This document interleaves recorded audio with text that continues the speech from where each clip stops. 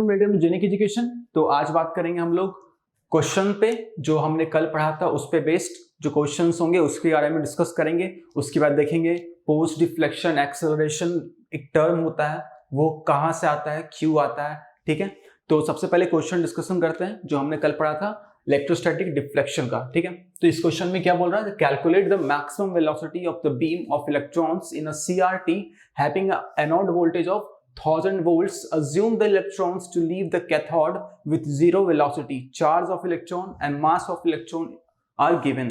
ठीक है, तो इसमें क्या बोल रहा है, जब जो इलेक्ट्रॉन्स कैथोड से एग्जिट कर रहे हैं तो उस टाइम पे उनका वेलोसिटी क्या है, जीरो है। तो जो भी एनर्जी कैथोड को मिला था हीटर के थ्रू, वो किसमें काम आया, बस इलेक्ट्रॉन को नॉकआउट करने के लिए। ठीक है, उसके पास कोई वेलोसिटी नहीं है। और अब बोल रहा है कि जब हम एनोड पे वोल्टेज अप्लाई करेंगे, ठीक है, एक्सेलरेटिंग एनोड पे वोल्टेज अप्लाई करेंगे, कितना, 1000 वोल्ट।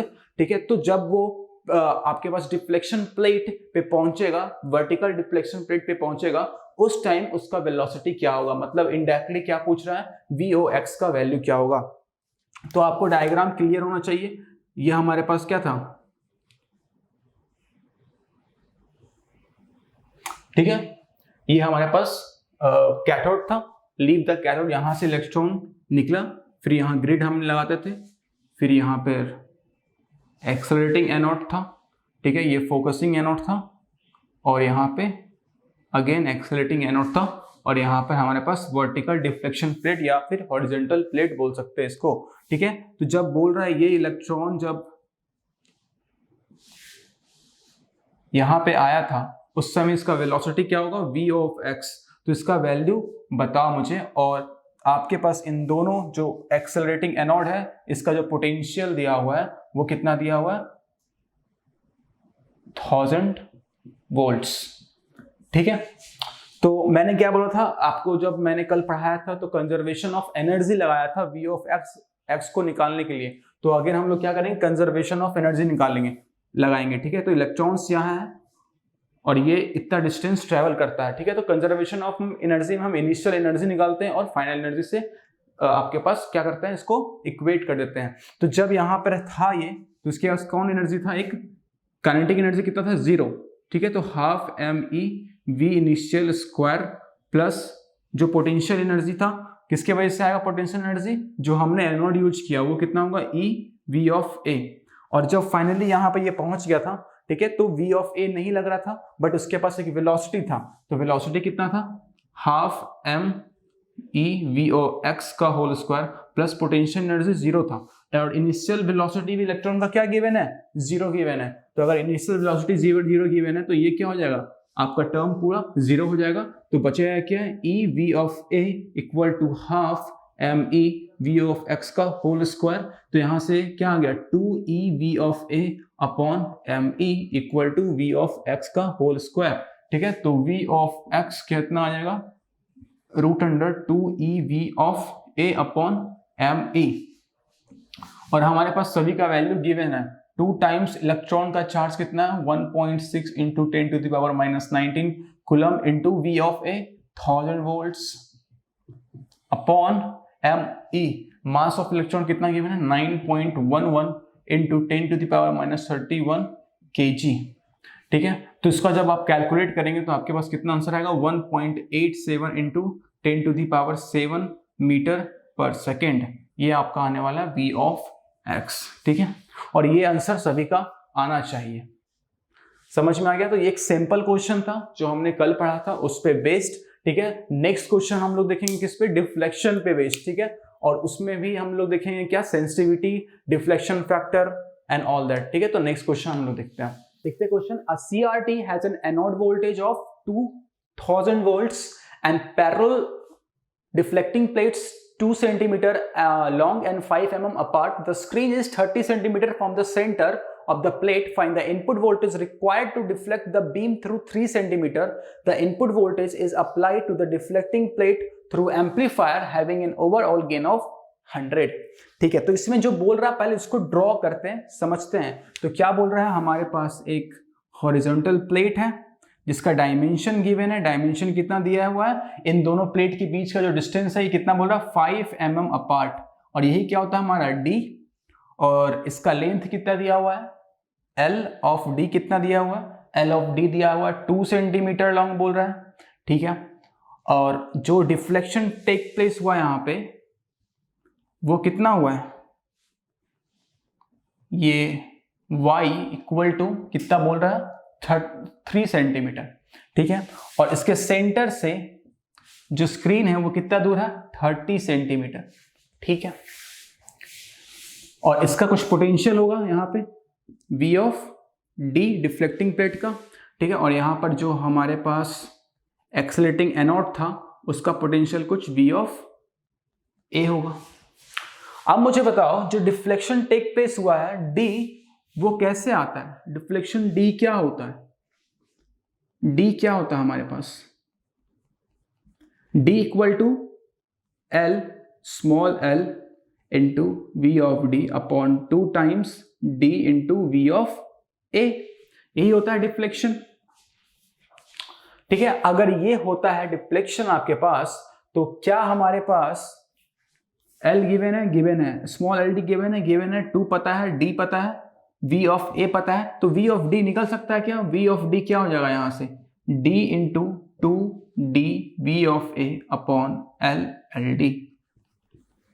अगर मैं यहां वैल्यू पुट करता हूं तो VD का वैल्यू कितना आएगा, V ऑफ D का वैल्यू कितना आएगा, D डिफ्लेक्शन कितना हुआ था 3 सेंटीमीटर, ठीक है। तो 3 सेंटीमीटर इंटू 2 इंटू D या क्या है 5 mm, ठीक है। अब क्या है इसके पास आपके बाद V ऑफ A कितना गिवन था 2000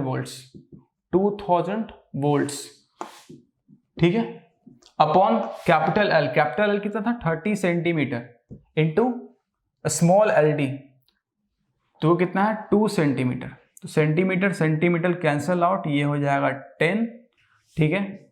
और इधर कितना आने वाला है, इसको सेंटीमीटर बनाना है तो 0.5 कर देंगे, ये सेंटीमीटर बन गया, सेंटीमीटर कैंसल आउट हो जाएगा, 2 भी कैंसल आउट हो गया, और ये 5/2 क्या हो जाएगा यहाँ पे 1/2 बन जाएगा, और 1/2 बन गया तो ये कितना बन जाएगा 1000, और ये 10 कैंसल आउट होगा तो 100 बचेगा, यानी कि V ऑफ D का वैल्यू कितना आ गया 100 वोल्ट्स, ठीक है। यानी कि जो डिफ्लेक्टिंग प्लेट्स था उसका पोटेंशियल कितना आ गया 100 वोल्ट, यानी कि V ऑफ D का वैल्यू कितना है 100 वोल्ट्स। और यहां देखिए लास्ट लाइन में क्या बोल रहा था, input voltage is applied to the deflecting plate through amplifier having an overall gain of 100, ठीक है। तो जो इनपुट वोल्टेज मैंने दिया इनपुट, उसको मैंने एम्पलीफायर से पास किया और फिर जाके मैं VD को दे रहा हूं, ठीक है। और एम्पलीफायर का गेन क्या दिया हुआ है 100, तो मुझे बताओ जो गेन होगा वो क्या होता है, आउटपुट अपॉन इनपुट, आउटपुट कितना है V ऑफ D, और इनपुट जो दे रहे हैं इनपुट वोल्टेज, ठीक है। तो इनपुट वोल्टेज क्या हो जाएगा, input voltage will equal to V of D upon gain, तो V ऑफ D क्या था मेरे पास 100 वोल्ट्स, ठीक है, और गेन कितना है 100, ओके। ये कैंसल आउट हो गया, बचा कितना आपके पास 1 वोल्ट्स, यानी कि जो इनपुट वोल्टेज में दिया था उसका वैल्यू था 1 वोल्ट, यानी कि 1 वोल्ट से कितना डिफ्लेक्शन मिला 3 सेंटीमीटर का, समझ में आ गया, 1 वोल्ट से कितना डिफ्लेक्शन मिला 3 सेंटीमीटर का। तो क्या मैं यहां पे सेंसिटिविटी का बात कर सकता हूं, सेंसिटिविटी क्या होता है,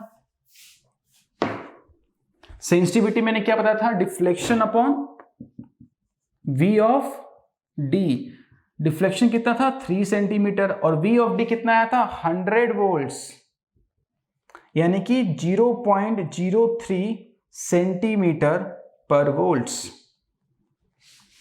ठीक है। अगर मैं इसको मल्टीप्लाई करूंगा 10 से तो ये क्या आएगा 0.3 mm पर वोल्ट्स, ये आ गया सेंसिटिविटी। अगर सेंसिटिविटी पता है आपको तो क्या डिफ्लेक्शन फैक्टर बता सकते हैं, डिफ्लेक्शन फैक्टर क्या होता है, जल्दी बताओ, डिफ्लेक्शन फैक्टर क्या होता है, डिफ्लेक्शन फैक्टर D होता है, जो कि होता है 1 सेंसिटिविटी, तो 1 सेंसिटिविटी करेंगे तो क्या आ जाएगा आपके पास 100 वोल्ट्स अपॉन 3 सेंटीमीटर, ठीक है।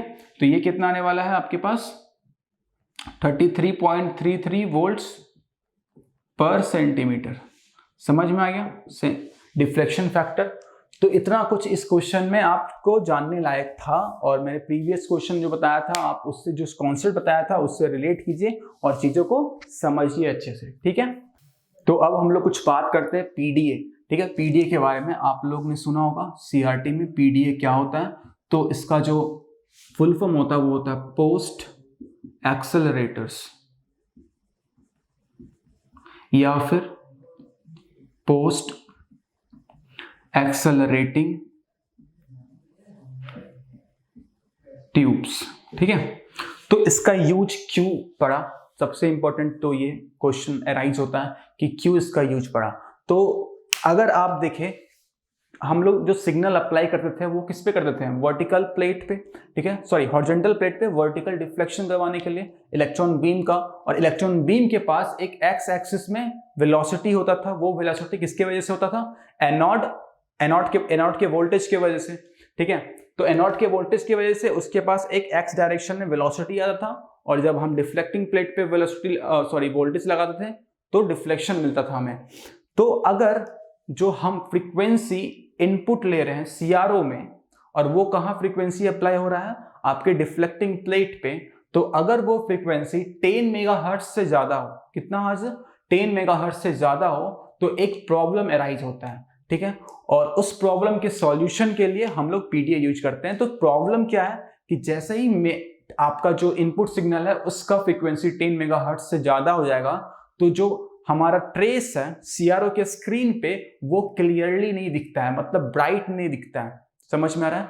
तो ब्राइट क्यों नहीं दिखता है, क्योंकि जब वो डिफ्लेक्ट होता है प्लेट के वजह से, तो उसके बाद इलेक्ट्रॉन का वेलोसिटी कम हो जाता है, ठीक है, due to high frequency applied on the deflecting plate.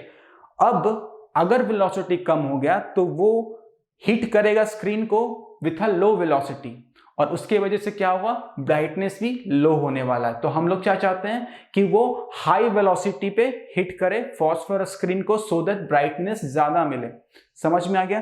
तो इसीलिए हम लोग पीडीए को यूज करते हैं कि पीडीए क्या करता है, जो डिफ्लेक्ट हुआ इलेक्ट्रॉन बीम उसके बाद अगेन उसमें एनर्जी प्रोवाइड देता है, उसको एनर्जी देता है और उसका वेलोसिटी इंक्रीज करता है। तो अगर आप डायग्राम देखें तो हमारे पास यहाँ पे अगर मैं मान लूँ ये एक्सेलरेटिंग एनोड है और यहाँ पर डिफ्लेक्टिंग प्लेट है, तो जैसे ही इलेक्ट्रॉन यहाँ पे आया, ठीक है, और ये डिफ्लेक्ट हुआ, तो क्या होता है कि इसका वेलोसिटी जो ये पार्ट है इसका वेलोसिटी डिक्रीज कर जाता है, ठीक है। और हम क्या चाहते हैं, इसके बाद ज्यादा वेलोसिटी मिले, और ये डिक्रीज कब करता है, जब इस प्लेट का जो फ्रीक्वेंसी होता है वो ग्रेटर देन 10 मेगाहर्ट्ज हो जाता है, ठीक है। 10 मेगाहर्ट्ज से ज्यादा फ्रीक्वेंसी दे देंगे डिफ्लेक्टिंग प्लेट में, तो इसका जो वेलोसिटी होगा इलेक्ट्रॉन का वो डिक्रीज कर जाएगा, और डिक्रीज करने की वजह से ये ब्राइट स्पॉट नहीं आएगा यहाँ पे, ठीक है, ब्राइट स्पॉट नहीं आएगा, और उसके वजह से ट्रेस हम लोग देख नहीं पाएंगे स्क्रीन में अच्छे से। तो इसीलिए हम लोग आगे वाले पार्ट में अगेन एक वोल्टेज प्रोवाइड करते हैं, ठीक है, एक्सेलरेट करवाने के लिए इलेक्ट्रॉन्स को, उसमें अगेन वेलोसिटी प्रोवाइड करने के लिए, समझ में आ गया। तो उसने अब क्या करते हैं हम लोग कि ऑलरेडी ये जो बीम है वो डिफ्लेक्ट हुआ, ठीक है, तो हमारे पास यहाँ पर एक ट्यूब होता है इस टाइप से फनल शेप में, तो हम कुछ यहाँ पे अप्लाई करते हैं आपके पास वोल्टेज, और उस वोल्टेज की वजह से इक्विपोटेंशियल सरफेस बनता है कुछ इस टाइप से, और इस इक्विपोटेंशियल सरफेस में जब इलेक्ट्रॉन अगेन जाएगा तो क्या होगा, एनर्जी गेन करेगा और वेलोसिटी गेन करने वाला है वो, ठीक है, काइनेटिक एनर्जी उससे मिलेगा, और वो और ज्यादा स्पीड से हिट करने वाला है स्क्रीन को, तो स्क्रीन ब्राइट दिखेगा, ऑब्वियस ही बात है। तो बस इसी काम आता है पीडीए। तो अगर आप बात करें कि इसका जो वोल्टेज अप्लाई करेंगे पीडीए में वो कितना होता है, तो अप्रोक्सीमेटली 10 किलो वोल्ट्स होता है, ठीक है, 10 किलो वोल्ट्स का अगेन हम प्रोवाइड करते हैं वोल्टेज, सो दैट वो अगेन एनर्जी गेन कर पाए, और वो एनर्जी कहाँ जाएगा, उसके काइनेटिक एनर्जी में जाएगा, काइनेटिक एनर्जी में जाएगा तो उसका वेलोसिटी इंक्रीज होगा। ये आपको क्लियर है। और एक बात कि जो हमारे पास एक्सेलरेटिंग एनोड होता है डिफ्लेक्टिंग प्लेट के पीछे, ठीक है, जिसको हम VA बोलते थे, तो VA generally less than 4 kilo volts होता है, ठीक है, ये भी अगर याद है तो अच्छा है। 4 किलोवोल्ट से कम का वैल्यू रखते हैं। क्यों? क्योंकि अगर 4 किलोवोल्ट से ज्यादा का वैल्यू रखेंगे तो सेंसिटिविटी डिक्रीज कर जाएगा, क्योंकि सेंसिटिविटी क्या होता था? इनवर्सली प्रोपोर्शनल VA के। समझ में आ गया? इसीलिए हम लोग चाहते हैं कि ये कम हो, तो जनरली 4 किलोवोल्ट से कम ही होता है। बट आफ्टर डिफ्लेक्शन अगर इसके पास स्पीड कम हो रहा है तो स्पीड बढ़ाने के लिए हमारे पास क्या है? PD है। तो ये बहुत सिंपल टॉपिक है, आपको अच्छे से समझ में आना चाहिए। ठीक है, तब तक अच्छे से क्वेश्चंस बनाइए। All the best, thank you so much.